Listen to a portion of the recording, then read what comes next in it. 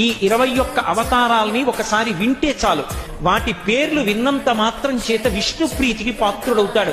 వేరొక్కసారి జాగ్రత్తగా వినండి.